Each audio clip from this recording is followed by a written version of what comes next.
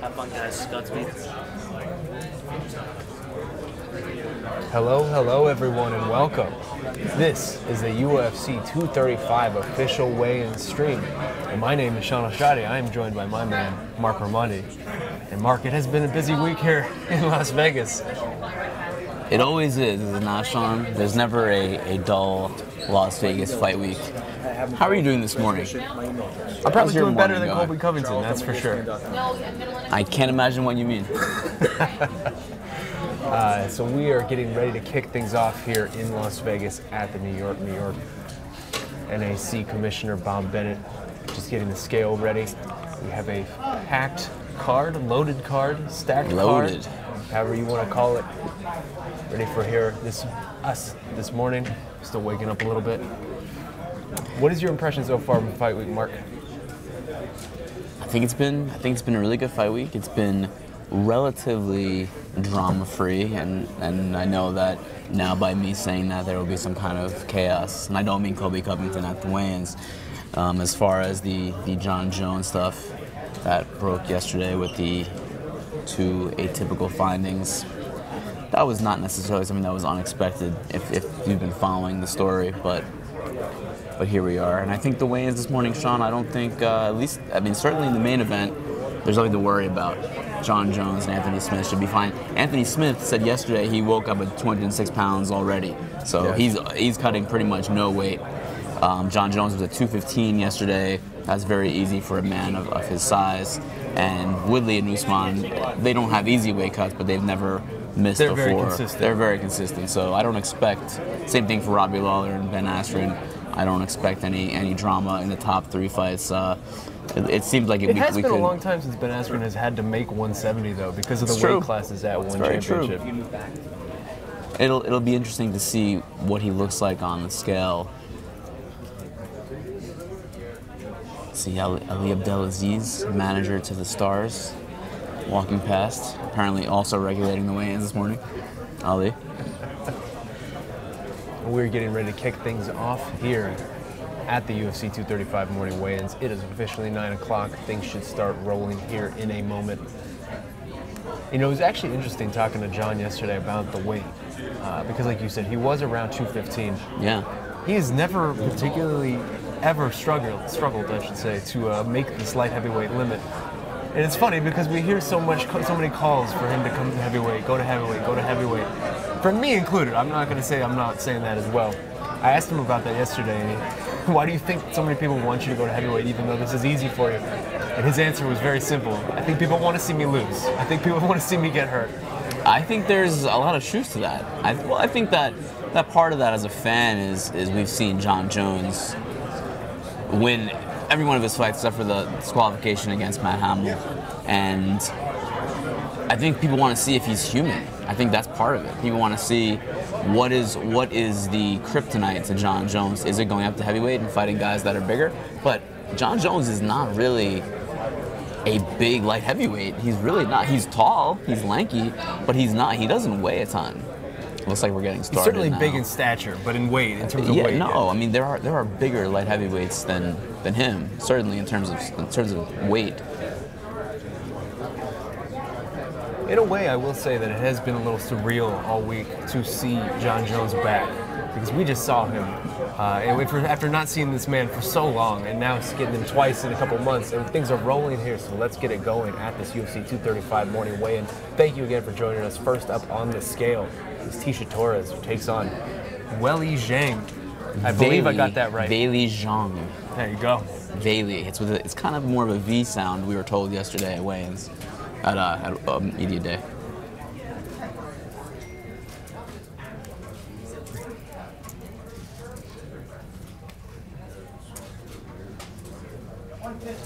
$115 for Tecia Torres.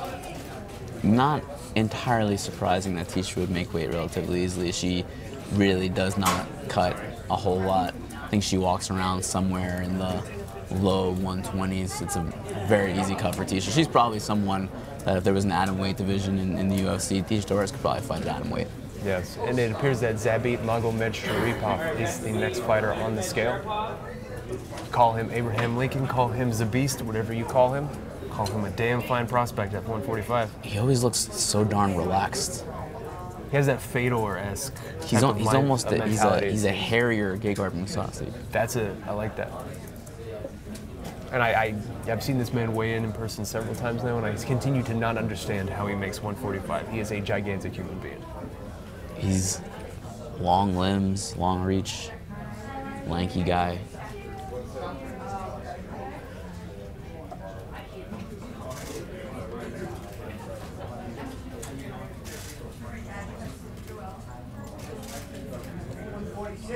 $146 for Zabit Magomedsharipov, who headlines the ESPN prelims against Jeremy Stephens.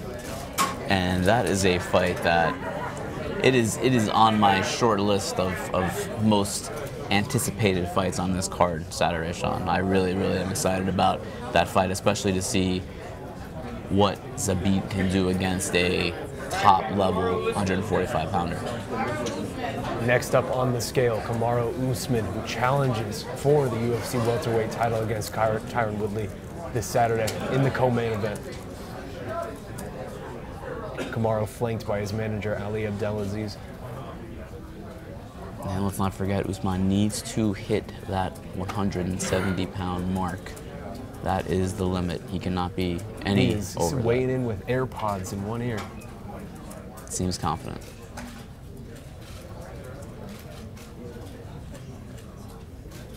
Kamaru Usman always very in shape.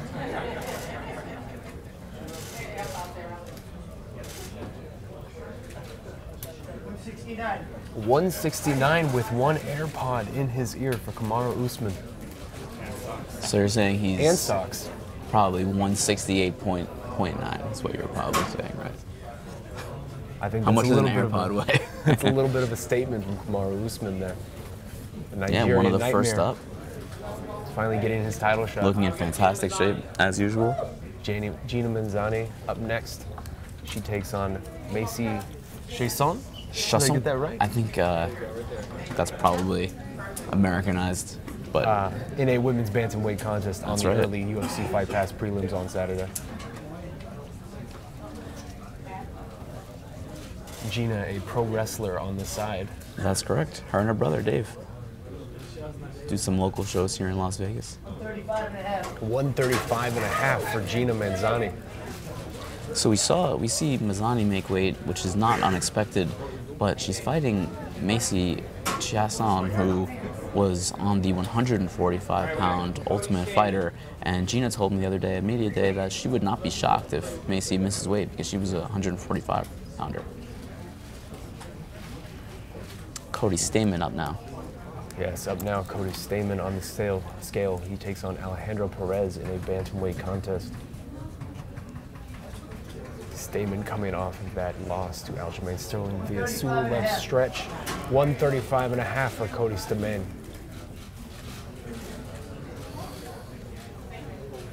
And that's a sneaky good fight on this card, Mark.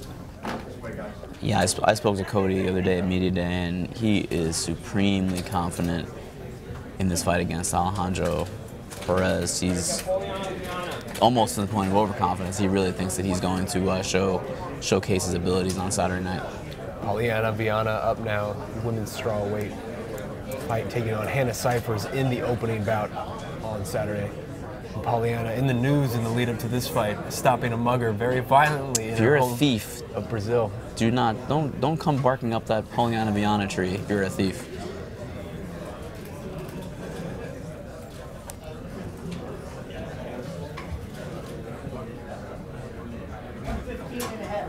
$115 and a half for Polyana Viana.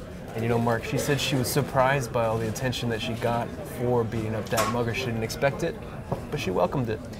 It's good promotion. Even Dana White shared those photos on his Instagram. She laid that gentleman a pretty nice beating. She really did. That was no joke.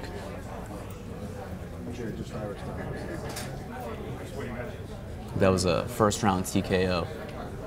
Even Mario Yamasaki would have stopped that fight. He let the guy be a warrior first.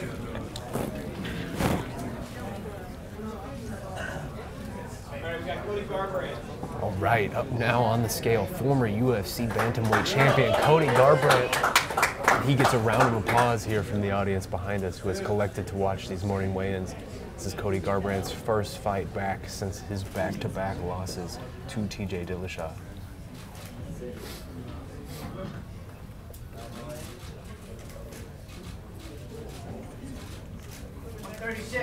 136 for Cody Garbrandt, who takes on Pedro Munoz on the opening bout of the pay-per-view.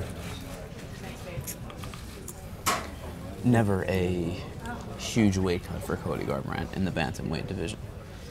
I think people are looking forward to seeing how he can rebound off those two losses of Dillashaw against a very, very tough opponent in Pedro Munoz. Yeah, and we'll talk about it later, but he really has had a different mindset. He has seemed to have changed over the course of those losses. Edmund Shabazian, flanked by Coach Edmund Tarverdian. Old Coach Edmund. Familiar face. This is the latest prospect out of Glendale Fighting Club. He's managed by Ronda Rousey.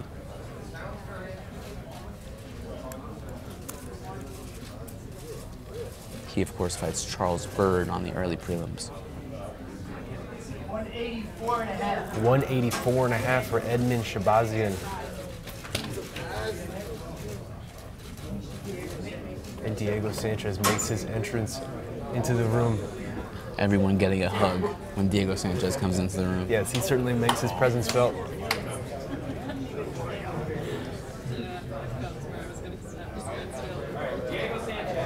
Diego Sanchez up now. He is fired up as always. This man is ageless. This man is timeless. This man has been going since 2002, and I think he could go another 10 years. Who knows? He looks great. 505 all day. All day. He's always happy to be here. Energy always off the charts, Diego. He still has that murderous look in his eye, too, if you saw him on media day with that stare down with Mickey.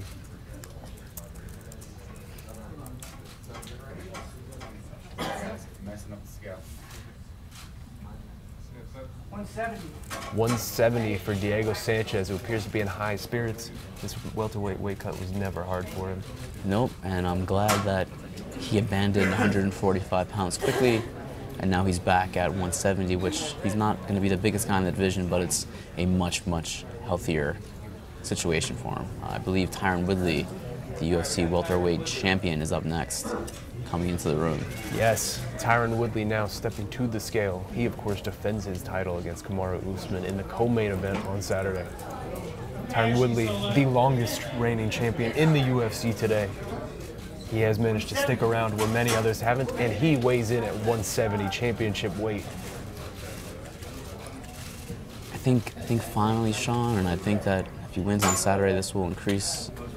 He's finally starting to get that respect that he has earned as a 10-year champion. He's not some flash in the pan. This is a guy that he's been doing it, and finally, I think he's starting to get that respect. And here we go, Jon Jones to the scale now, wearing bathrobe. Bathrobe bones. I like that. Well done, Mark. Loud applause here from the back for Jon Bones Jones, the UFC light heavyweight champion who headlines this card against Anthony Smith. 205. Yeah. 205 for Jon Jones as he lists off all of their various foods that he has eaten. Fruit, oatmeal, the works. Easy peasy. Jon Jones enjoying himself. Showing some skin, Jon Jones. Jon Jones does not need the towel to show some more skin than we asked for. That was Paul again.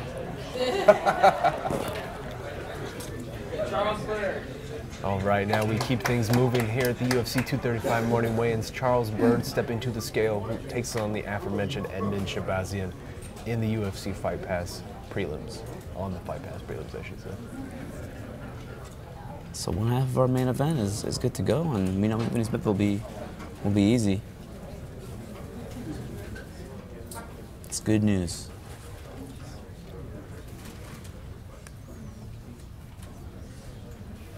$185. 185 for Charles Byrd. Here, Charles.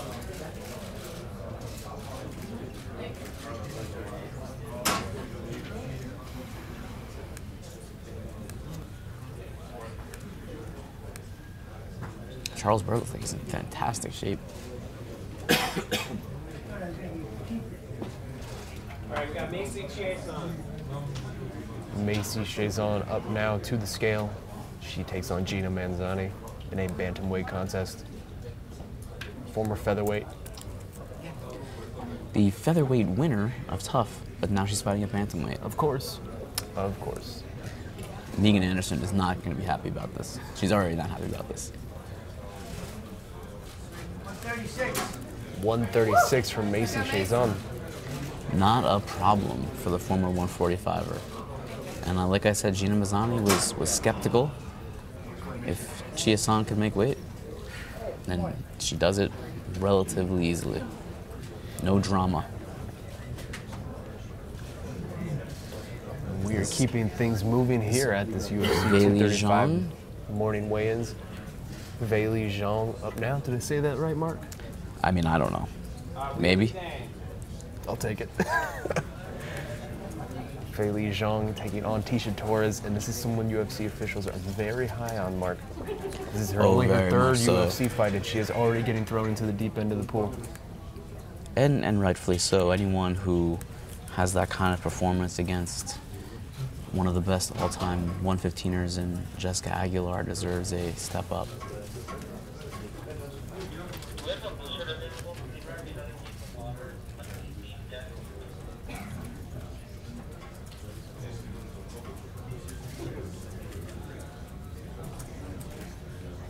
$116. 116 for Weili Zhang, who steps into the biggest fight of her life on Saturday. She has a chance to be the best Chinese fighter ever in the UFC. I She's believe one of the she's first already ranked. the first-ranked Chinese fighter ever. And that is a big deal. I mean, the UFC is investing money in China. They're building a performance institute that's 3 times the size of the Las Vegas PI in Shanghai. All right, Pedro Munoz up now to the scale. He opens the pay-per-view card on Saturday against former bantamweight champion Cody Garbrandt. And Pedro Munoz, on a sneaky good run of late, he has really strung together some nice wins, and he is getting a big opportunity here on Saturday. 136. 136 for Pedro Munoz. Yeah, well-rounded guy, good Brazilian jiu-jitsu, likes to stand and bang, has some power in his hands. I mean, got a really good squeeze on his chokes. All right, Mark, I'm going to Solid. need you to calm down for a second because your man's about to enter the building. I know this is a big moment for you.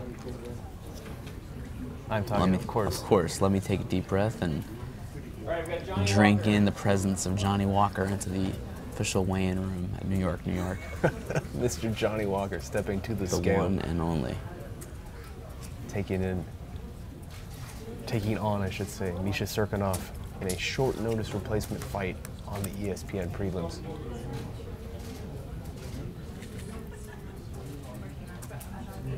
$205.5. 205.5 for Johnny Walker. And if it feels like we just saw him, it's because literally earlier this month we did. The man just oozes charisma, Sean.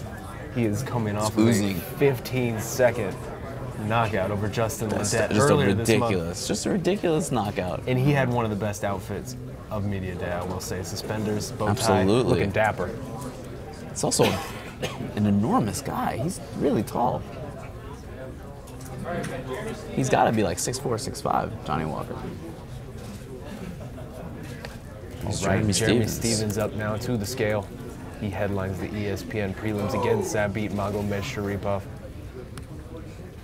Jeremy Stevens actually stepping in here as an underdog. 146. 146 for Jeremy Stevens. He gets a big roar of applause here from this audience. You spoke to Jeremy Stevens, and there's a great video interview of your chat with him for Media Day, and I spoke to him as well. And honestly, Sean, I feel like I was talking to a completely different person. Yes. It was like I've talked to Jeremy Stevens probably a dozen times over the years. He's been in the UFC for a long time, and it was like I was talking to a completely different human being. It was pretty crazy. All right, Hannah Cypher's up now to the scale. She's opening up this card on Saturday against Polyana Viana in a strawweight contest.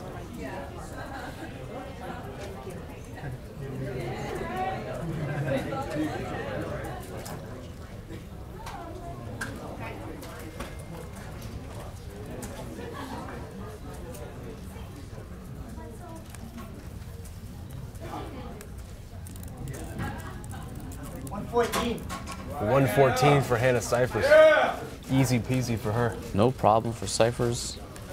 Of course, she made her UFC debut at UFC Denver back in November, falling to Macy Barber, who is a top prospect, and I believe the UFC regards Polyana Viana as a prospect as well, so Hannah Cyphers is trying again. Trying to be the spoiler. All right, up now to the scale, Mickey Gall, a man we have not seen for a while. He takes on Diego Sanchez on the ESPN prelims. And it was interesting, I had a conversation with Mickey Gall on Thursday at Media Day. He's a big, big fan of Diego Sanchez growing up. I really appreciate Mickey Gall's approach to call-outs, and everything is well thought out. 170 and a half. 170 and a half for Mickey Gall. And speaking of call-outs, he told me he does have a name on the tip of his tongue, but he would not reveal it. He always does. He always does. I appreciate his desire and want to lay out his own career, and he's gotten what he's asked for to this point, except for that Dan Hardy call-out, but Dan Hardy's not fighting again probably anytime soon, if ever. You know, we all make mistakes once in a while. But you cannot sneer at how Mickey Gall has shaped his own career. Still very early on. All right, Misha Serkinov up now, taking on Johnny Walker in a light heavyweight contest. His original opponent was Oven St. Preux. St. Preux ends up falling out of that fight, and he gets the short notice replacement in Walker. Serkinov living in Vegas now. Made a move, training 206 for Misha Serkinov. Training Extreme Couture, UFC PI.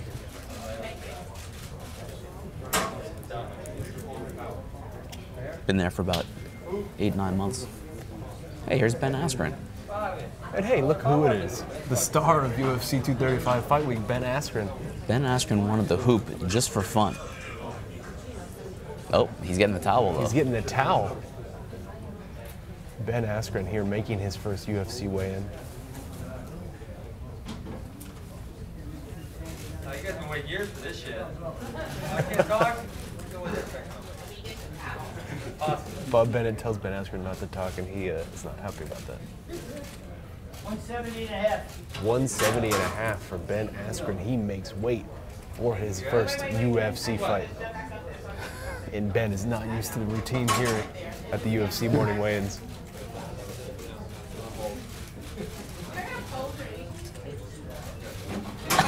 Ben Askren, you get no pose from Mr. Funky. And you know, I will say, Telling Ben Askren not to talk is a losing battle. yes, I will say it. Ben really has brought out a different side of Tyron Woodley all week, and it has been fun to see. The two of them together all week has been the highlight of Fight Week in my mind.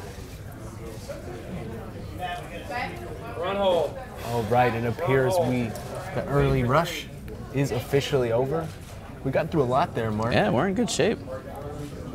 The co-main event is official. Tyron Woodley and Kamaru Usman both making championship weight for their welterweight contest. And one half of the main event, Jon Jones, the UFC light heavyweight champion, making 205 pounds for his title defense against Anthony Smith. So all we have left is Anthony Smith, Robbie Lawler, Alejandro Perez, and that's it.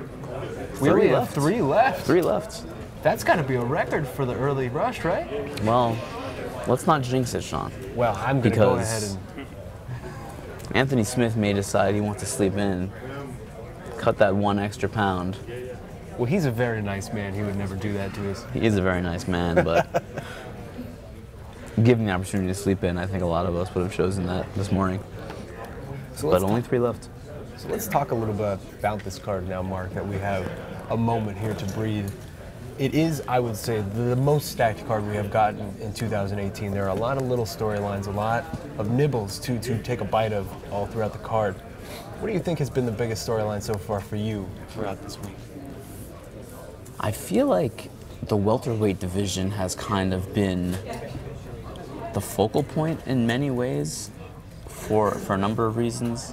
And I think that the presence of Ben Askren has given us a little bit of a change-up from the usual fight week malaise because it's his first time going through it, and it's just interesting to see him in this position where, I mean, even 6 months ago, I don't think anyone would have expected this. I don't think anyone would have thought that Ben Askren would be here. And it's not even just his fight with Robbie Lawler. He's kind of interjected himself into the Woodley-Usman situation. He's I feel like, and I've gotten so many comments about this on videos and on Twitter. Like you said, he's brought out a different side of Woodley, and I think fans are seeing that side of Woodley and really liking it. And Ben Askren's like rapping at the open workouts. I mean, he's given a little bit of a different look this week than we're used to. And then you have Colby Covington, who's crashing the open workouts. He's crashing Dana White's blackjack game at the Palms Casino last night, and he's getting attention, which I think he should, because he feels like he's the guy who should have gotten this title shot against Tyron Woodley. So all of those things, the welterweight division with Woodley versus Usman, Covington being around and doing crazy stuff, Ben Askren talking a lot of trash, and of course Robbie Lawler making his comeback after more than a year away after knee surgery. I think the welterweight division has kind of been the most interesting thing of the entire week. Yeah, and you know what? It also has seemed to be setting up for what takes place after this weekend, right? Because you really take any permutation of those 4 or 5 guys and you throw them in a mix and throw them against each other. Yeah. There are stories abound at that point. All Absolutely. of those fights make sense at this point. Yeah, I mean, win or lose for any of the aforementioned, there are already fights kind of set up for all of them because of what has happened here this week. Ben Askren, who wouldn't want to see Ben Askren fight Colby Covington or Kamaru Usman after this week? Although Ben Askren did tell me at media day that he wants to go to London after this and challenge the winner of Darren Till against George Masvidal. So that would be very interesting. He's planning on going to London, and issuing that challenge would be very interesting. Of course, that is predicated on him beating Robbie Lawler on Saturday, which is certainly no guarantee. Well, let's talk about this main event, Jon Jones versus Anthony Smith. I mentioned it briefly when we saw Jon Jones weigh in, and that was actually a good example, his weigh in here. I feel like we have seen a different Jon Jones than I can remember ever really seeing. He has been excited to be here. He's been gregarious. He's been engaging. It just feels like we're seeing a vintage, throwback, younger version of this man who has been in our lives for so long at this point. He just seems so thrilled to be able to be back in a consistent rotation and doing what he loves. Yeah, and I think there's a number of reasons for that. I think he's trying to make up for lost time. He really lost a good chunk of his prime, the prime of his career, and he's 31 now. I mean, this is a guy that we've seen since he was in his early 20s. He was the youngest UFC champion at 23. He's 31. He's either at the very peak of his prime or he's almost on the downside of his prime now. Although I'm sure if John heard that, he'd probably be annoyed at me for saying that. But that's pretty much how it goes in athletics, right? If you're 31, that's just the way it goes. He's not a spring chicken anymore, I guess is what I'm saying, Sean. And I think that he's trying to kind of throw back to the old days where he was just taking fight after fight against these contenders, and that's what he wants to do. He wants to be the man on top of the light heavyweight mountain and let these young lions come to him. Actually, one thing that he said that was interesting, and I didn't even realize it, Anthony Smith is the youngest contender to his title. Yes. And Anthony Smith has been doing this for a very long time, but he's only 30. So he's actually younger than Jon Jones, and that has not happened very often, if at all. I don't think Jon Jones has fought anyone younger than him for the title. I can remember. So that's also another interesting thing about this situation. And it's interesting seeing Jon as the veteran, yes, welcoming young contenders in, because he was always the young prodigy. And that's something that he has been very excited about this week. I've asked him a couple different times about just what is it like to, because now he comes back to a division that looks very different than it looked when he really, the first time he left us around 2015. You had a bunch of old names, a bunch of veterans, former champions, the Shoguns, and those type of fighters at the top of the division now. You look now, you have the Johnny Walkers, the Dominic Reyes, the Anthony Smith, Thiago Santos types, right, all coming up the pipe, all these young, interesting names that are suddenly blooming at 205 pounds, and I think that excites Jon Jones, a man who has always out. He just enjoys the challenges. He enjoys new sort of opportunities. I think he looks at that landscape and he sees a lot of different opportunities for it. 100%, and I think that, I mean, he has said that he wants to fight at least 2 more times this year after this fight. So that could be a 3. I don't think he's fought 3 times in a single year for very long. I think he did that maybe once as champion. I have to go back and take a look, but I think that, I mean, I also have to also note that during that time away, he missed out on a lot of fight purses, missed out on a lot of money when he was away, a lot of sponsorship money, and it also would behoove him for someone who has a family to get back in there and get those paychecks. So that doesn't hurt either for, as far as someone who wants to fight a lot. Yeah, the last time we saw him fight more than twice a year, you would have to go all the way back to his breakthrough year in 2011, where he went 4-0, captured the title, and defended it over and over and over again. And when I spoke to him on Wednesday, that's what he said he wanted from 2019. He wants to go 4-0. He wants to get back in there again and again and again. And he thinks if he goes 4-0 this year, defends his title several times, by the end of the year, he will be the unquestioned GOAT. That conversation will be put to rest. It's funny that you mentioned that year, because I feel like that year, Jon Jones fought 4 times in 2011. That's got to be one of the best years in UFC history, right? He beat Ryan Bader to become the champion. Then he knocked off Shogun Rua he knocked off Bader to get the title shot. Beat Shogun to win the title. Like a month later. Yeah, like a month later, like 5 weeks later. Beat Rampage Jackson in what was a grudge match. That was a huge pay-per-view, and then he beat Lyoto Machida in December of that year. That's all one of the most iconic iconic finishes in UFC history. That's all in 1 year. I mean, it's hard. I mean, when was the last time a champion fought 4 times in 1 year in this era? It does not happen very often, and for Jon Jones to do that against a murderer's row, outside of Ryan Bader, who, by the way, is very good and double champ. Is now the double champ in Bellator. He beat three Hall of Famers in a row, essentially. Either they all will be Hall of Famers eventually. Yeah. That's got to be the best year in UFC history, right? Who's had a better year than that?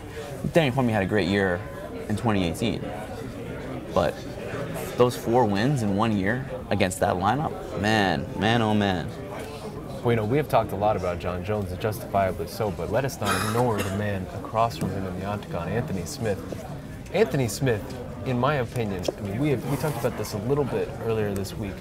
He has come in here with a chance, in my mind, to have the biggest upset in the history of the UFC. I think if he comes in here and wins, with the story that he has and the road that he has traveled, he eclipses Matt Serra GSP.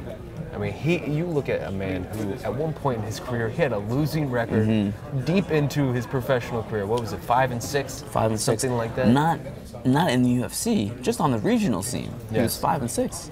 He lost 4 in a row on the regional scene. Someone who really seemed to be a journeyman, shuffling in and out of different promotions, fought for Strikeforce challengers, gets crushed by Adlan Amagov back when he was an interesting prospect. Goes back to the regional scene, goes back to Strikeforce, gets 1 shot in the UFC, loses in less than 2 minutes, goes back to the regional scene again, and then it's just over and over. He goes Bellator, comes out of Bellator, finally ends up back in the UFC, and suddenly finds himself as sort of this destroyer at middleweight, hits his ceiling at middleweight, and reinvents himself now as a very capable 205-pounder. 3 straight fights, 3 straight finishes over very good names. I can't think of a story like Anthony Smith's. Can you? Not really. I mean, not to that level. I think that there are some comparable ones. I would say someone like Rafael dos Anjos, who was kind of a middling lightweight in the UFC for a long time, and then had that great breakthrough, winning the UFC lightweight title from Anthony Pettis, holding it for a few defenses. But even then, he went through all that while in the UFC. Absolutely, yes, 100%. It was not at this level. Anthony Smith would be one of the more unlikely champions in UFC history, certainly in the modern era, because of that. I mean, this is a guy that was working as a full-time as a concrete finisher up until 3 years ago. I mean, he had a full-time job. He wasn't even a full-time MMA fighter. That was 2016. That was not that long ago. So this is a guy. This is a Cinderella story. I mean, this is really what it is. It's kind of a cliche, but if he were to win, it would be for a number of reasons one of the more shocking title victories in UFC history. Yeah, I mean, these odds, the odds have been talked about all week, but they have held steady. Usually there's some level of fluctuation with a fight like this where there are such high odds, but Anthony Smith throughout the week has remained as high as a 14 to, or I should say Jon Jones has remained as high as a 14-1 favorite. Anthony Smith, you can catch him at plus 700, a 7-1 underdog. That is massive, massive discrepancy, and if I'm Anthony Smith, that's just disrespect. He actually seemed to display that when you spoke to him on Wednesday. Yeah, and some of the betting gurus on the Twitter were kind of getting at me about misspeaking about what the odds were. He wasn't a 14-1 underdog. I didn't mean he was a 14-1 underdog. I mean Jones was a 14-1 favorite, at least on one book. I think it's Bookmaker, right, from Europe. That's what I was trying to convey. Might have messed up. Not a big betting guy, but either way, the fact remains that he is a huge underdog. Jones is a big favorite, and yeah, Smith was surprised. I mean, he said something along the lines of, if you threw a dead body in there, it would have better odds than That was a good line. than being a 7-1 underdog or whatever it is. I mean, it's. And I will say that I've been impressed with the way that Anthony Smith has handled the lead up to this, because he even mentioned this. You look at past Jon Jones fights, whether it's a Daniel Cormier or an Alexander Gustafsson or whoever, a lot of different challengers kind of get sucked into that, into the void of everything that comes with the Jon Jones fight, right? The drug tests and the negativity and the trash talk and all of this.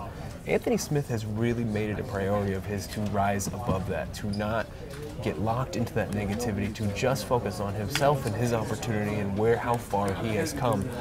And it's been interesting to see. I agree. I think that he's handled himself very well. I think that, he's a guy that he's never been in this situation. So for someone who has fought like 40 times in his career, what's his record? I mean, he has... It's 31-13. Yeah, so he's almost fought 50 times. And that's just his pro career. That's not even counting amateur. And he has a lot of amateur fights as well. So it's always interesting to see someone who has a wealth of experience in fighting be thrust into this spot where they are the feature. So they're in the headliner of a pay-per-view. It's much more media. There are much more obligations put on you. Anthony Smith has probably been doing media, and good thing he doesn't have a hard wake up, because he's been doing media probably the last 3 days straight, for hours on end, promoting this fight. And I think he's handled himself well. I really felt like he was still very loose at open workouts yesterday. He didn't seem like he was He did the longest workout of anybody. The longest workout, talked to us for plenty of time, wasn't short with the media. He's embraced it, and I really feel like he doesn't seem like he's caught up in the moment, and it doesn't seem like he's going to shrink when he gets in front of the bright lights. Yes. And you know what? We don't know that for sure, but it doesn't seem like he will. Just seeing him this week and seeing what his demeanor has been. And I will say that, we're members of the media, so we kind of understand what comes with this. I can't understand or imagine what it's been like for him to have, let's say he's done 100 interviews. I don't know how many he's done, but he's done a lot. In at least 99% of those interviews, he is going to be asked, man, what's it feel like to really have the whole world expecting you to get your ass kicked? Yeah, everyone. Or some variation of that, whether it's odds or just all of this that comes with it. For him to be able to patiently answer those questions and not show any frustration, not show anything, and just really stay present in the moment, I've been impressed by that. 100%, and he thinks he's going to win. He's very confident. He really believes that he's going to win this fight against Jon Jones, that he's going to shock the world. And there's something similar, and I can't say if the outcome will be the same or won't, but there's something similar here with Anthony Smith's demeanor during fight week and Chris Weidman's demeanor when he fought Anderson Silva at UFC 162. That's an interesting comparison. And again, it's very different situations as far as their career trajectory, because Weidman was an undefeated prospect coming up, Sure. And he knocked off Anderson Silva, whereas Anthony Smith is a guy who's been around forever, bouncing around multiple organizations, and he's finally getting a shot now. But I'm talking about just the fight week demeanor and the confidence, the unwavering confidence, and not shrinking away from the lights and the media and the cameras. Feels very similar to that. That's Feels an very interesting similar. comparison. I almost wonder, so 2 weeks ago at UFC Phoenix, I mentioned a couple times that Francis Ngannou and his team sort of were walking around with a sense that they knew something that the rest of us didn't. And it was something that was very palpable. I guess, is that what you mean? Yeah, I think so. I mean, there's just a different level of confidence that I've seen in him than I have in other. And I can't even say it because every fighter is confident coming into fight week, and Jon Jones has fought a who's who of elite opponents, and every single one of them was confident. But in this situation, people thought Daniel Cormier had a chance to beat Jon Jones. People thought Alexander Gustafsson had a chance to beat Jon Jones. Very, very few people think that Anthony Smith has any chance. Kind of like when Anderson Silva fought Chris Weidman, although the odds were way closer in that fight than they were in this one.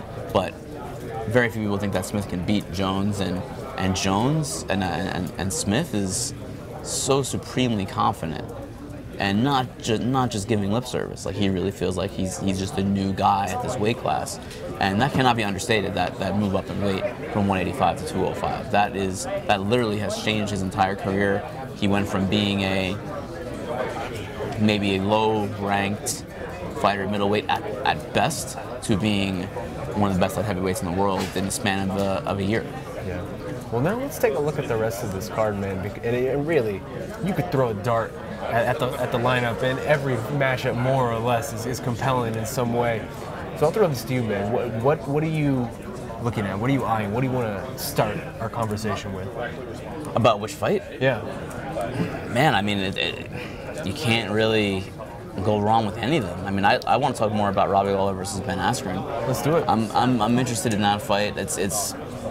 Again, it actually might be the fight that I'm most interested in because the people's main event, if you will.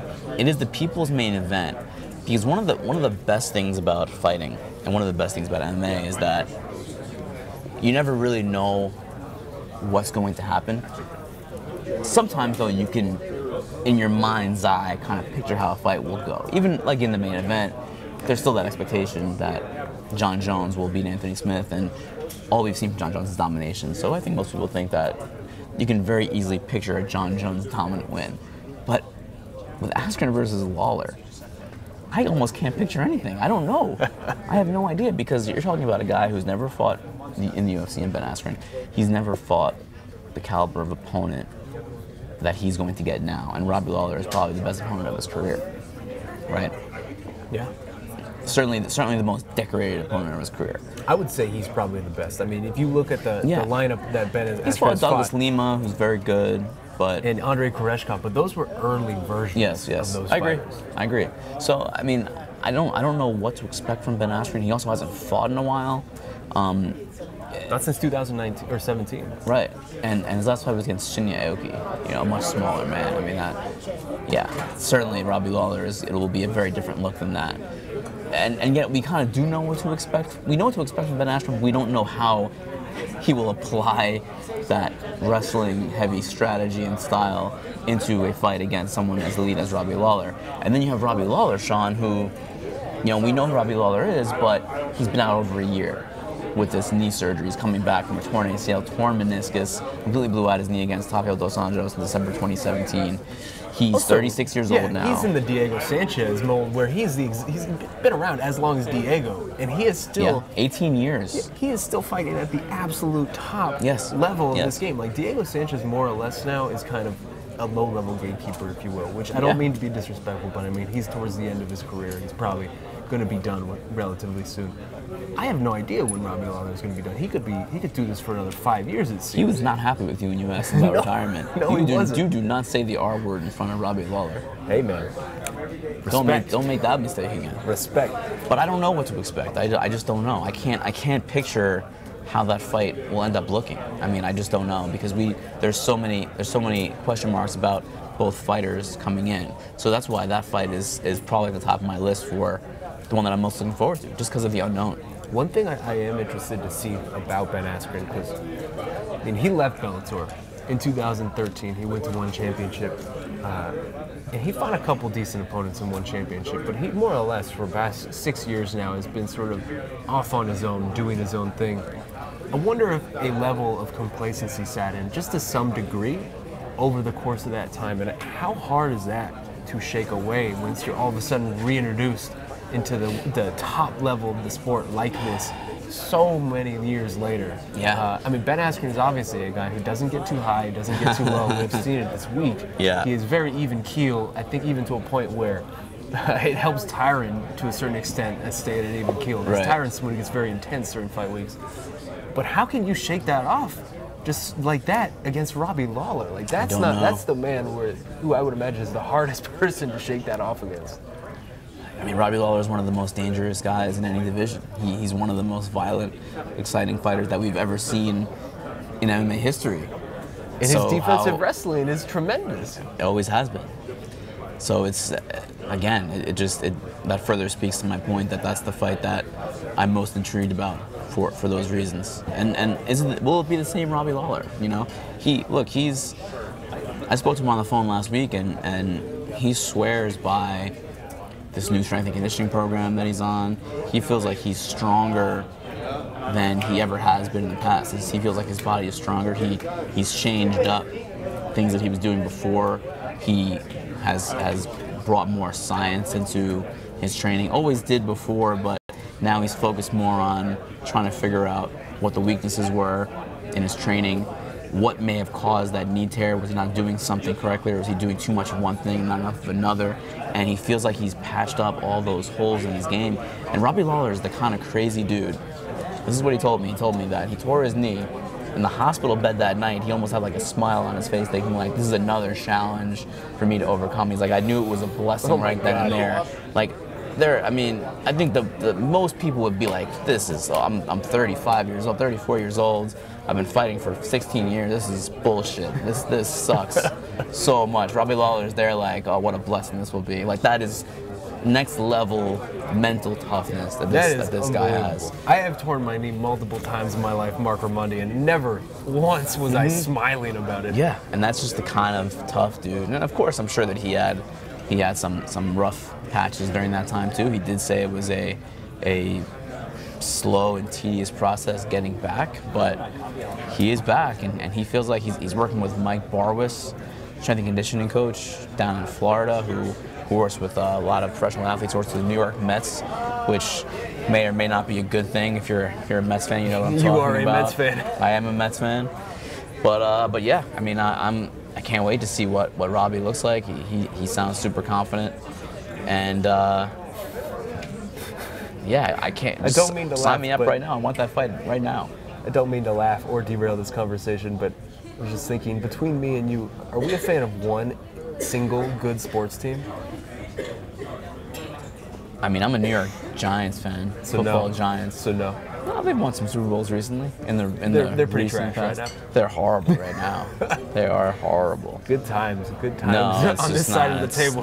Being a fan of a winning sports team It's not for us. It's just not. It's never really been for me. I mean, I'm also a St. John's basketball fan. They're going to make the NCAA tournament this year, but they've had some lean years. Well, hey, getting back to this card, you highlighted Robbie Lawler versus Ben Askren. I want to highlight one fight on the preliminary card. Sabit Magomedsharipov versus Jeremy Stephens is endlessly fascinating to me for a lot of different reasons. One of which you mentioned earlier. I mean, we both spoke to Jeremy Stephens this week. Obviously, he started the week by telling our old friend Ariel Helwani that he had suicidal thoughts after his loss to Jose Aldo.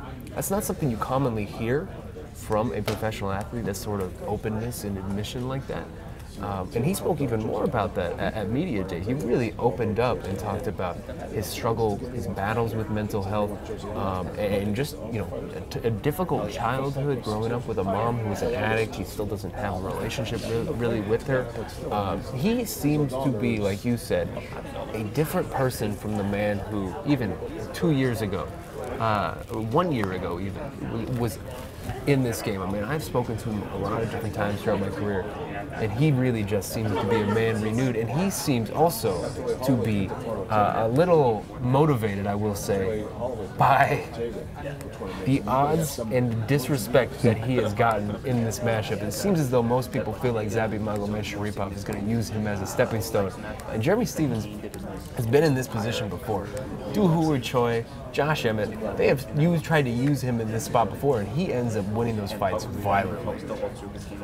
It could happen. It could happen, especially if Zabit is kind of lured into a brawl the way he was against Kyle Bochniak, because Kyle Bochniak is a very good fighter, but doesn't have the power in his hands that Jeremy Stephens has, and the ability to brawl at that level. It's a very dangerous fight for Zabit, and I like I said earlier, Jeremy Stephens was a completely different human being when I spoke to him at Media Day.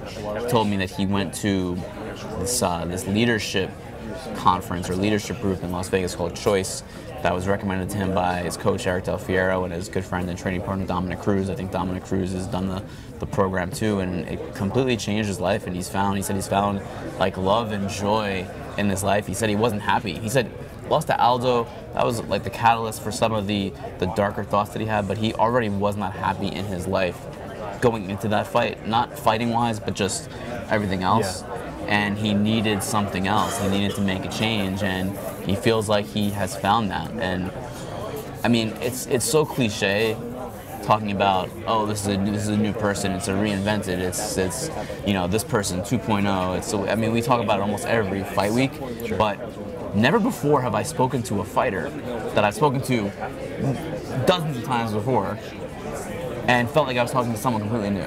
Yeah. It was jarring.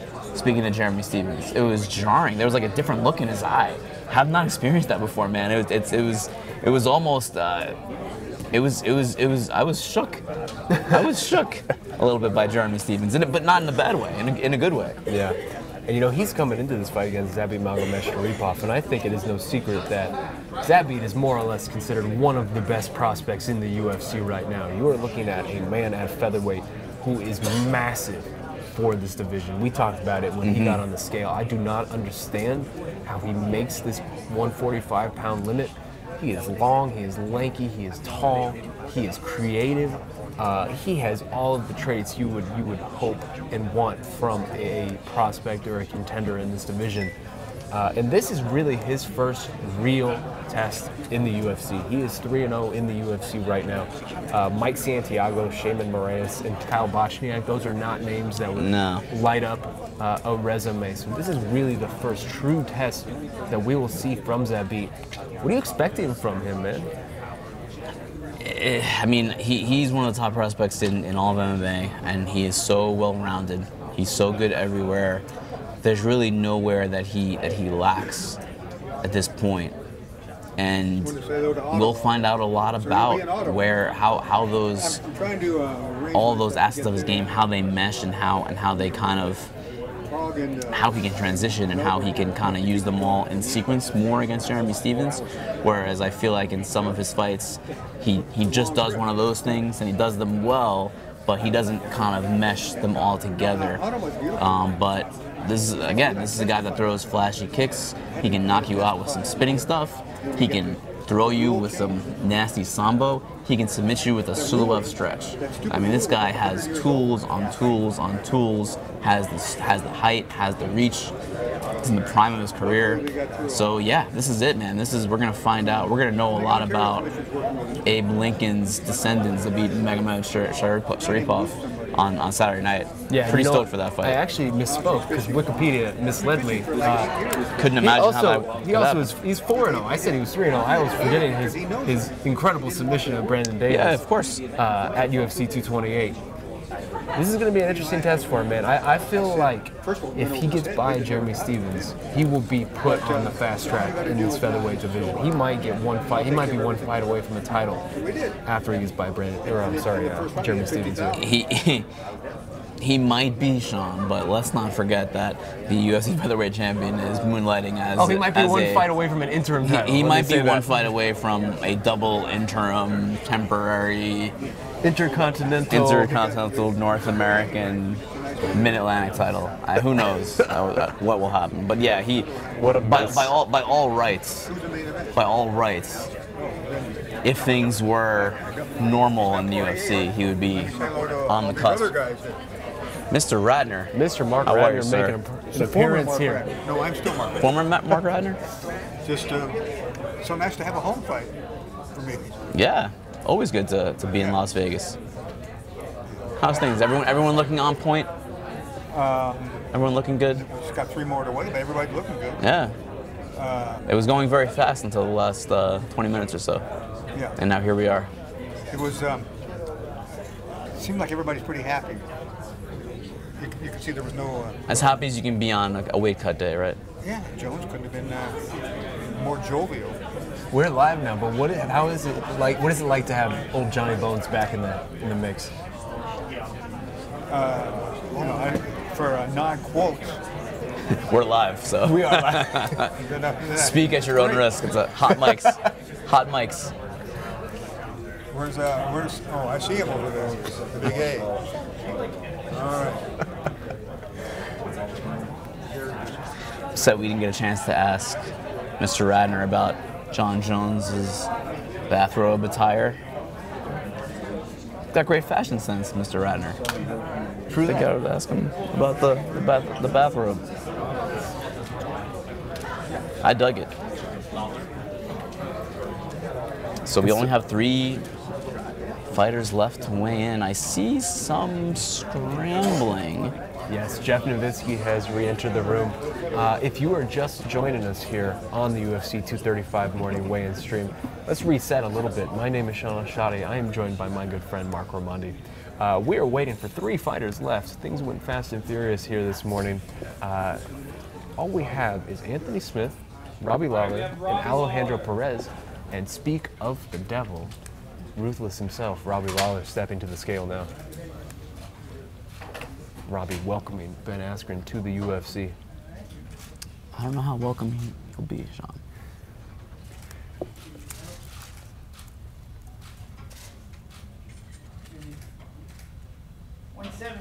$170 for the ruthless one. That is championship weight, sir. All intensity on Robbie Lawler's face. He's not here for this. He's here for Saturday. He's certainly not here for us. Never been one to be loquacious with the media. I do love that 1 out of every 2 Robbie Lawler scrums or interviews will somehow inevitably come back to, oh, Robbie, you really don't like doing these, do you? He even no-sells those questions, when everyone knows that he doesn't like it. He's been saying he's getting better at doing media for the last 10 years. I eagerly await his post-fight broadcasting career that I'm sure is coming. That was a good line by John Morgan of MMA Junkie yesterday at Open Workouts. It'd be really funny if all along he was set the stage for that charismatic future UFC analyst on ESPN Plus. Just kind of playing possum with us all along, all these years. I wonder, man. I mean, when you look at Robbie Lawler and what he's done in the UFC, can you think of someone who has given us more all-time great fights? Like, he has to be at least top 3 in that conversation, right? 100%. And if you look at that one stretch he had, Johnny Hendricks, Rory McDonald, Carlos Condit. Those are all fights of the year. Those are all MMAfighting.com fights of the year. 3 years in a row. Yes. He was in the fight of the year. He was Justin Gaethje before Justin Gaethje, you could say. I mean, he's the OG. I mean, he's the guy. What can you say? I mean, and also these were title fights too. These were title fights. Well, the Rory McDonald one. Oh yeah, no, that was a title fight. Yeah. Yeah, these are title fights, and he won them all. The highest level he's been amazing, man. Also a future Hall of Famer. Oh, unquestionably. Yeah, no doubt about it. He's a first ballot Hall of Famer. All right, well, about an hour mark. We have an hour left, I should say. We have Anthony Smith and Alejandro Perez left. Our welterweight title fight between Tyron Woodley and Kamaru Usman is official. No weigh-in misses today. So far, it's been smooth sailing. You're trying to jinx us again. I don't believe in that. Trying to jinx us. Make your own luck, right? Well, Smith is not someone that we have to worry about. He's on point already. He was 206 yesterday, Casey. He said he was 206 yesterday. Are you calling Anthony Smith a liar, Casey? An argument is erupting here at the UFC morning weigh-ins. Now I can follow you. Yeah, I saw that. Casey lied, and our I was on it. esteemed video director is sassing me. As he is wont to do. It wouldn't be a fight week without some Casey sass. Award-winning sass. Well, hey, Mark, I think one fight that has sort of flown under the radar here this week in Las Vegas is Cody Garbrandt versus Pedro Munoz. Cody Garbrandt, like we said when he weighed in, I mean, he is coming off of those back-to-back losses to TJ Dillashaw. And those losses really changed and reshaped the way I believe we look at Cody Garbrandt. Because if you look before that, I mean, he was coming in off really a legendary performance against Dominic Cruz. That fight alone made me vote for him as Fighter of the Year. In 2016, he did to Dominic Cruz what literally no one else in history has done to Dominic Cruz. Styled on him in a way that seemed at the moment transcendent. And then he falls back to earth very hard with those grudge match knockout losses in very similar fashion. TJ Dillashaw deletes his social media, really takes a long break from all of this, enjoys himself, enjoys his time being a father, a husband, and now you see him back, really seems to have a different mindset, a different view and outlook on this game than the man we saw in those TJ Dillashaw fights. 100%, and when it comes to Cody Garbrandt, we know the skills are there, right? I mean, we know this guy has all the tools, all the abilities. He's a great athlete. He's got some of the fastest hands in the division, some of the best boxing, some of the best power for 135. It's really, for him, about the mental game. And even we saw in the Dillashaw, the first fight, he had Dillashaw in a world of trouble in that first round, right at the end of the first round. And if that round went a little bit longer, he very well could have won that fight. He very well could have retained the UFC bantamweight title in that fight. Of course, we know that did not happen. The second round happened. Dillashaw ended up winning that fight, and I think that in the he almost got baited into trying to. I can't really say it's a brawl, but he was baited into exchanging in the pocket, often with Dillashaw, and that did not go in his favor. So I wonder here against Munoz, who is a guy that does like to throw hands and stand and bang, will it be a more tactical version of Cody Garbrandt? I mean, talking about a guy, like you said, he beat Dominic Cruz that way. Confidence is just sky high. So of course he probably feels invincible. You know, he goes in there and fights Dillashaw and rocks him in the first round, comes out again, tries to change him in the pocket, gets caught. Same thing happened in the second fight. So will we see a more cautious and more tactical version of Cody Garbrandt, who by the way, how old is Cody Garbrandt? Really, 26? He's 27 years old. 27 now? I mean, he's still very young in this game. Still had a very interesting quote, I thought, to our own Chuck Mindenhall, which was a very good, very, very good feature about Cody that Chuck wrote that published yesterday. That this is what Cody said. He said that of a George St. Pierre career, and after losing the second time, he figured, okay, I'll have a Daniel Cormier career. So again, not bad, not a bad consolation prize, and I think that's a good mindset to have. But he a very nice run. He got a very quick first round. That's the win that got him here. That's really the one that I think probably impressed UFC brass and made them want him, to take that next step up. And it is quite the step up. Cody Well, Garbrandt is certainly still an elite 135-pounder. You know, that was actually something I asked him about on Wednesday when I spoke to Pedro. He was a little surprised to get this matchup, Yeah. just because it is not. He's not someone that, I don't know how to articulate this, but he's not the type that the UFC will often get on board with, if that makes any sense. He doesn't. Yeah. He's not outlandish. He's not out there saying big things.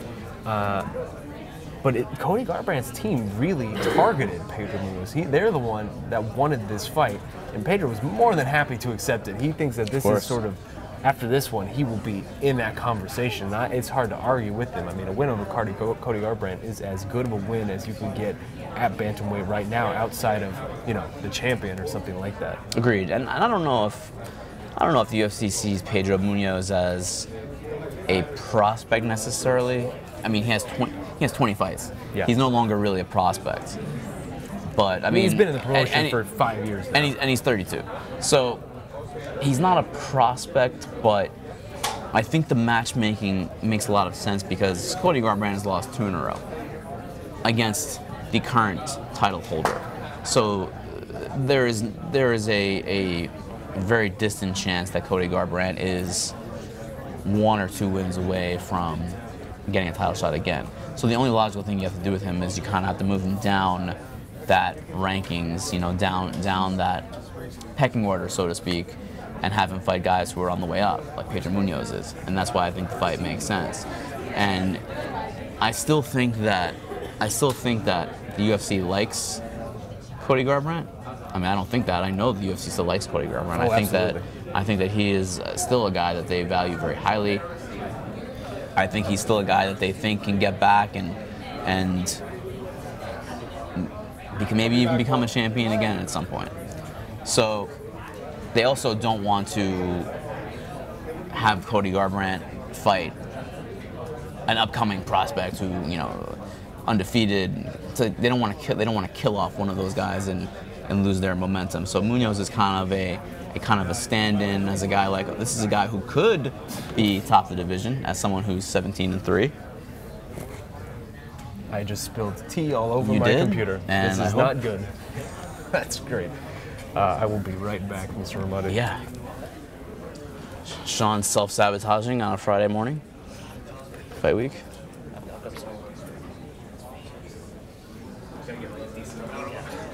Thank you. Second straight fight week that a beverage has ended up on an MMA fighting team member's computer. That is your new computer, is it not? Yes. Yes, it is, Mark Ramadi. Hopefully no one from Vox Media is listening to this broadcast. Luckily, it was not a lot. It doesn't take a lot. I am terrified right now, though. I will not lie. Does not take much. I don't really know what to do. I don't know what to do either. Anyone have any advice on how to deal with tea? With rice. Like the rice. Where are we gonna get rice? It's early Wayne's. I don't think that was helpful. We're on the Las Vegas Strip. Where are we gonna get? Can someone bring us rice? Is anyone listening? Is anyone out there? Can someone bring us a big bowl? Should I close of my rice? computer or like turn it upside down? I or don't something know. like that? But then what if it goes into, what if it goes into? Let's just move this tea away for now. I don't know.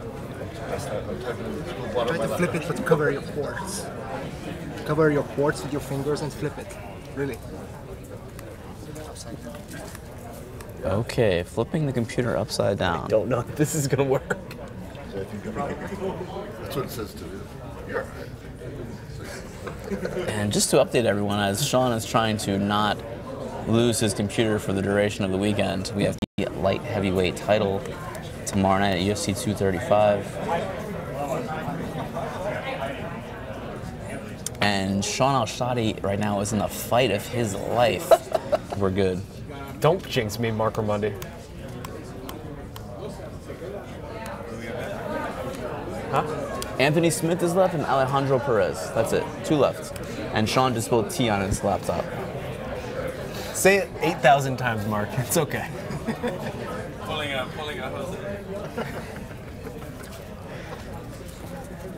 You get for drinking tea and not coffee. I was gonna say the same thing. I think I would be more screwed if it was coffee.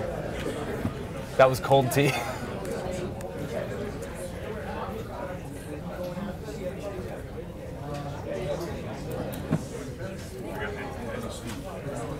Here comes Anthony Smith. Let's try to get back to the professionalism, Mark Marmotti. Anthony Smith up now. Takes on Jon Jones in this light heavyweight main event.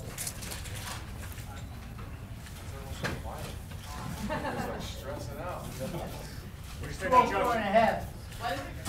204 and 1/2. 204 and a half for Anthony Smith. Our main event is official. No problem cutting down to the light heavyweight limit for Anthony Smith. Former longtime middleweight, has completely revolutionized his career fighting at 205 now. How's your laptop doing, Sean?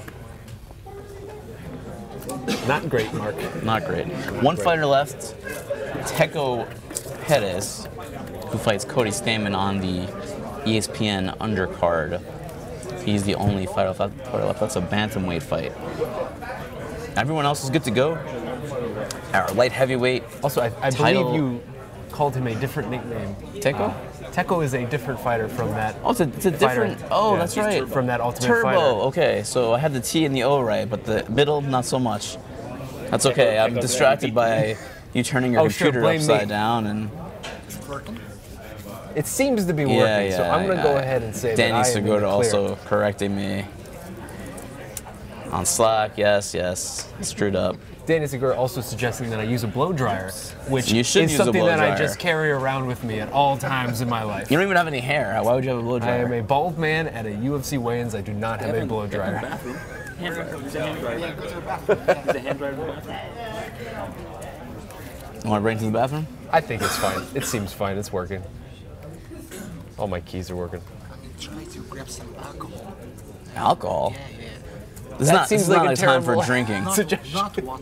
He's not that upset about Oh. something. Something very, very clean, like the thing they put on Russian injuries. I don't know what the word is. Which evaporates very, very soon, and try to put in a cloth and wipe it. That's my idea. It works. Should be working. So, Mark, let's. We've Yeah. talked about every fight on this main card thus far, except for one. The co-main event? We've talked about the co-main event a little bit. Not really. Actually, you're right, but I want to ask you one question about a different fight. And I want to start the conversation here because Tisha Torres is taking on Weili Zhang. That's And right. she is the underdog in this fight. And I was a little stunned to see that because when you look at Tisha Torres' resume, she only loses to the very best. Rose Namajunas, Jessica Andrade, Joanna Jędrzejczyk. This is Weili Zhang's third UFC fight. And she comes in here as the favorite over a established contender like Tisha Torres. Are you surprised by that? I'm not necessarily surprised because Zhang does have that win over Jessica Aguilar. I think that impressed a lot of people for good reason. She finished her in the first round. It was a violent fight. She bladed up Aguilar. And Zhang is known as a striker. She was built as a striker coming into the UFC. And she beat Aguilar, who was a fantastic wrestler, on the ground. That was extremely surprising. She finished her with an armbar submission in the first round. And I think that was an illuminating victory for people because they saw her against Aguilar, who has been one of the better 115-pounders in the world over the last several years. And Torres, well, you can't count Torres out. And interestingly, for Torres, this is a little bit of a reinvention for her this week too, this camp, because she has been living and training in Colorado with her fiance Raquel Pennington for the last couple of years. But she lost 2 in a row on 2-fight losing streak, and she actually moved for this camp back to Florida, training at her old gym, American Top Team. And she really said that there's no beef with anyone in Colorado, nothing like that, but she didn't have any training partners her size in Colorado. And she's a small fighter. She's a 115-pounder who could probably fight at atomweight. And at ATT, they have like a dozen women. They have like 12 women on the roster. Some of them in her weight class. And she, of course, used to train in ATT. She, of course, used to train there, and she still there was never any bad break. She just moved to Colorado to be with her fiance, which is understandable. It was a personal decision, not a professional decision. And of course, she's been welcomed back to ATT, and she feels like she has gotten back to the level that she was at, if not better than before this 2-fight winning streak, because she actually has those bodies to work with. I mean, she said that she trains with Raquel, but Raquel is she said that Raquel is at least 20 pounds bigger than me at all times, and that's a hard person to really get. If you're training to fight someone who's similar to you in size, it's not always the best to train with someone who's that much heavier than you. So it'll be interesting to see where she's at. Also interesting, a little storyline. Jessica Aguilar and Tisha Torres have been friends for a very long time, training partners at American Top Team, and Torres will have a chance to avenge that loss for Aguilar against Zhang. But for my money, Zhang is one of the best women's prospects in the UFC, and she's 18-1. She just looks like just a stud. I mean, she looks like she's really. She could be in for a very, very big run, and this is it. This is kind of in a similar vein. It's a very similar fight to Stevens versus Magomed Sharipov. It's that veteran who's only lost to the best going up against a prospect who's on the rise. Well, just for context, because I feel like Zhang, yes, I agree with you, she is one of the best prospects in this division, and just in the women's game as a whole. But her win over Aguilar was on a show that was just a random fight night. It was not particularly a big show. So I wonder how many people actually saw it. So for context, it was the Beijing show. That's right. Headlined by Francis Ngannou and Curtis Blades. Yep. For context, where would you rank her as sort of a prospect in this division? Is she someone like a Tatiana Suarez, or is she maybe a step below that, but has the potential to reach that level as a prospect or ceiling? For me, there's no one at Tatiana Suarez's level as a prospect, especially in the women's divisions. I think that she has blown me away, but I think that Zhang is on that tier right below as far as prospects. I think that the one thing that Suarez has over everyone is just that she was almost an Olympic level wrestler. She probably would have been in the Olympics if she didn't get diagnosed with cancer. I mean, she is a ridiculously high level wrestler, and Zhang doesn't have that one thing that she can kind of impose her will upon her opponents, but she's very good everywhere, and also seems like, especially the 115-pound division, she has that different gear of violence, of violent ability, where she's gonna bust you up, she's gonna bloody you, and that is always fun to see, and we'll see how it works out against a higher level of competition. Did you know that Weili Zhang's nickname is Magnum? Really? Magnum. I didn't know that.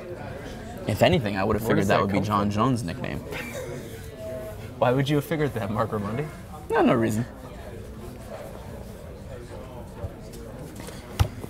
You just drew an incredulous look from Mr. Aaron Bronstetter over here. They don't speak like that in Canada. By the way, Mr. Bronstetter, have you made up with Jon Jones? No, good. Are you guys pals again? We're all good. All right. I'm glad to hear that. Jon Jones once drove in my 2008 Prius with me, with his wife. Clay Guida and his manager all switched into the same car back in like 2010. Dang. It's a very weird story, but one that happened. I am happy to report, Mark Raimondi, that it appears my laptop is fine. I'm not gonna lie, I freaked the hell out there for a second. It appears that we're good though. Jeez. Hope so. Oh my God. I don't know. So Mark, yes, Sean. You alluded to it when we started our conversation about Tisha Torres and Weili Zhang, but let's talk about this final fight on this main card we have not really delved into yet. Co-main event time. Tyron Woodley versus Kamaru Usman. Yes. Not the fight that we expected to get, but the fight that we are getting nonetheless. Let's start here. Kamaru Usman has sort of been tag teamed throughout the lead up to this fight by Ben Askren and Tyron Woodley. The Marty from Nebraska thing certainly seems to bother him. He has gotten it from all angles, whether it's social media or those two in a press conference or just wherever. How do you feel like Kamaru Usman has handled himself this week? I thought very well, and I thought that he's at open workouts yesterday and just minding his own business, doing his workout for the fans, and Colby Covington tries to crash it with a oddly small bullhorn and his Make America Great Again hat and a marijuana t-shirt, which don't seem to go together very well. But so, you know, you could imagine that it could be a little bit of a rallying experience, kind of an annoyance for Usman, but did his workout, finished it up. Security kind of took away Covington, and I thought that Usman's comments and his ability to kind of riff off the cuff on Covington afterward in the scrum were very good, and I thought he handled it as well as could be, and he's in a weird situation where he's fighting Woodley, but he's also getting crap talk from Woodley and Woodley's friend and training partner Ben Askren, so he's got to deal with Covington, he's got to deal with, you know, these two guys, plus he's got to go and fight, you know, one of the best UFC welterweights of all time tomorrow night. I mean, I think if you consider all those factors together, I think that he's handled himself very well, and we haven't seen Usman in this high profile of a spot just yet. We've seen him in main event fights, and he beat Dos Anjos back in December, but I think that as far as his first pay-per-view main or co-main event, I think he's done about as well as anyone could have expected as far as the lead-up goes. And he's been funny, he's been charismatic. I think he's really shown a good side of himself. And we are being told here that Alejandro Perez is on his way, so that is the final fighter here. Who told you this that? morning weigh-ins? A UFC official up there. I was paying attention. Okay. You were not paying attention. Well, you know, you asked me a question, and I was trying to answer it. But I want to continue with what you were...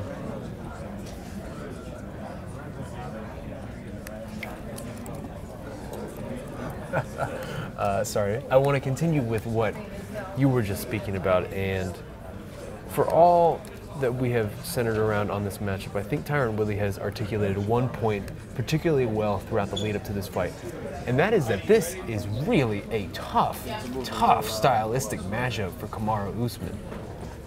It appears that everything Usman is good at, Woodley is also good at, and I will actually pause my thought here because our final fighter, Alejandro Perez, is stepping to the scale right now. Turbo Perez, not Teco. And he takes on Cody Stamann on the preliminary card on ESPN.